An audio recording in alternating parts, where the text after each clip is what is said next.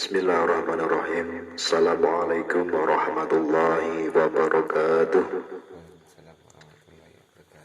Bismillahirrahmanirrahim. Alhamdulillahirabbil alamin. Assalatu wassalamu ala asyrofil anbiya'i wal mursalin Sayyidina wa maulana Muhammadin wa ala alihi wa sahbihi ajma'in, amma ba'd.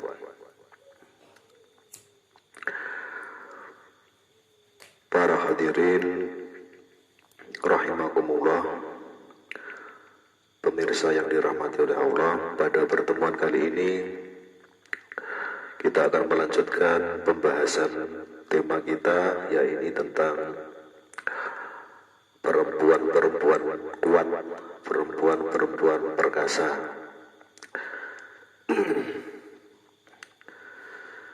Wa kanu fil jahiliyah, wa kanu fil jahiliyati. Pada masa jahiliyah itu orang-orang idza ruziqa ahaduhum bi unsa, ketika seseorang itu diberi rezeki berupa anak perempuan. Artinya ada seorang ibu yang mengandung anak perempuan, kemudian sampai melahirkan. Wa adaha fi batinil ardi,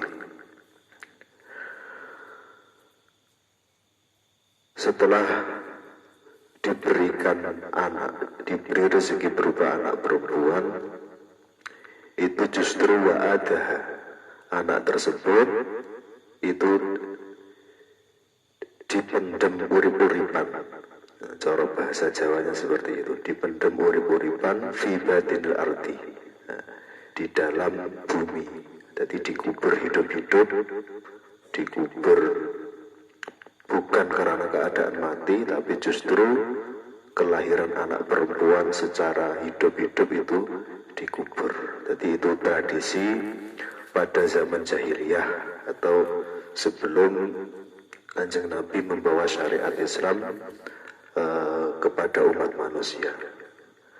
Jadi masyarakat jahiliyah pada zaman dahulu ketika mendapatkan anak perempuan itu seolah-olah itu adalah menjadi sebuah aib, derajatnya menjadi turun karena diberi keturunan perempuan. Makanya tradisinya ketika mendapatkan anak perempuan itu justru dikubur hidup-hidup. Kemudian wal islamu yarfa'uha, kemudian Islam datang, syariat Islam datang dan mengangkat derajat perempuan tersebut.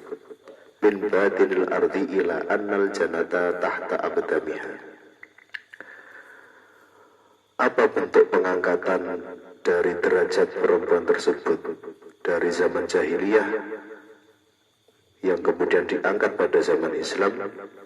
Yakni dibuktikan dengan yang dahulu pada tradisi masyarakat jahiliyah mengubur hidup-hidup anak perempuan, kemudian dengan datangnya Islam itu justru dikatakan bahwasanya annal janata tahta aqdamiha, surga, tempat yang mulia, tempat para orang soleh, itu justru dikatakan tahta aqdamiha, terletak pada telapak kaki para perempuan. Nah, ini suatu bukti bahwasanya perempuan itu tidak seremeh, tidak serendah yang difikirkan, tidak serendah dari pola pikir dari masyarakat jahiliyah. Jadi Islam datang menyempurnakan itu semua dengan salah satunya mengangkat derajat perempuan.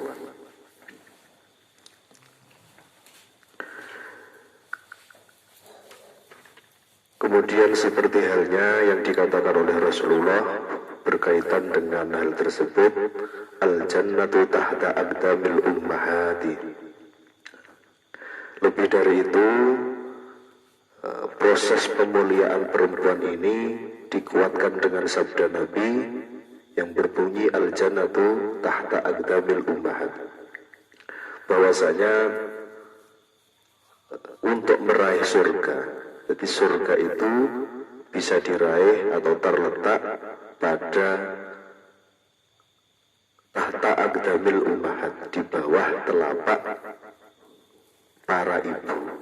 Jadi ketika kita menghendaki surga, ketika kita menghendaki ridho dari Allah Subhanahu wa Ta'ala, maka kita juga harus patuh, harus taat kepada para ibu. Itu membuktikan bahwasanya ternyata perempuan itu justru sangat mulia. Bahkan untuk mencapai ridho Gusti Allah, untuk mencapai jannahnya Gusti Allah, itu dikatakan tahta aqdamil ummahat, di bawah telapak kaki ibu. Kemudian suatu ketika Kanjeng Nabi juga pernah dalam posisi sholat, dikatakan bahwasanya Nabi sallallahu alaihi wasallam yusalliya wa huwa hamilun Umamah binta Zainab.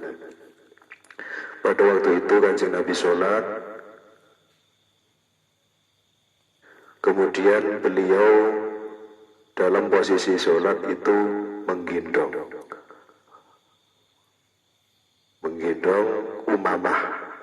Umamah yaitu anak perempuannya dari Zainab. Jadi beliau sholat, dalam posisi sholat itu sambil menggendong anak perempuan. Fa'idha sajada wada'aha. Ketika berdiri digendong, kemudian ketika sujud beliau meletakkannya. Wa idza qama hamalaha. Kemudian ketika berdiri digendong kembali.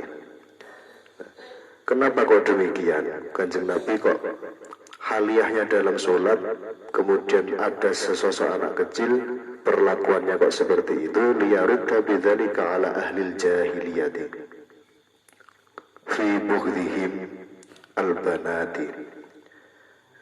Hal tersebut beliau ingin menunjukkan bahwasanya kepada ahli jahiliyah, kepada masyarakat jahiliyah, untuk tidak meletakkan perempuan, untuk tidak menganggap perempuan itu sebagai suatu aib, sebagai makhluk yang rendah.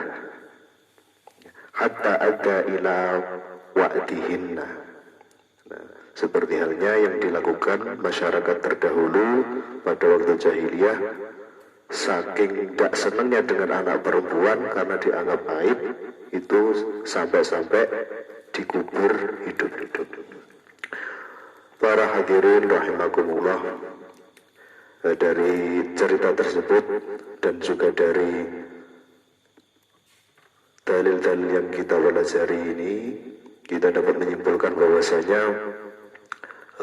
kemuliaan seorang wanita itu di atas segala-galanya. Bahkan untuk meraih jannahnya Allah, untuk meraih surganya Allah, itu kuncinya juga terletak pada perempuan, yakni adalah seorang ibu. Para hadirin yang dirahmati oleh Allah, kiranya cukup sekian yang bisa saya sampaikan. Mudah-mudahan apa yang kita pelajari, apa yang kita renungkan dari cerita-cerita zaman terdahulu, itu dapat menambah wawasan kita, menambah keimanan kita, dan terlebih menambah kecintaan kita terhadap kaum perempuan. Juga sebagai motivasi untuk kaum perempuan untuk tidak minder, untuk tidak menganggap remeh dirinya sendiri, tapi justru harus berbangga karena keistimewaan yang diberikan oleh Allah Subhanahu wa Ta'ala kepada seorang perempuan.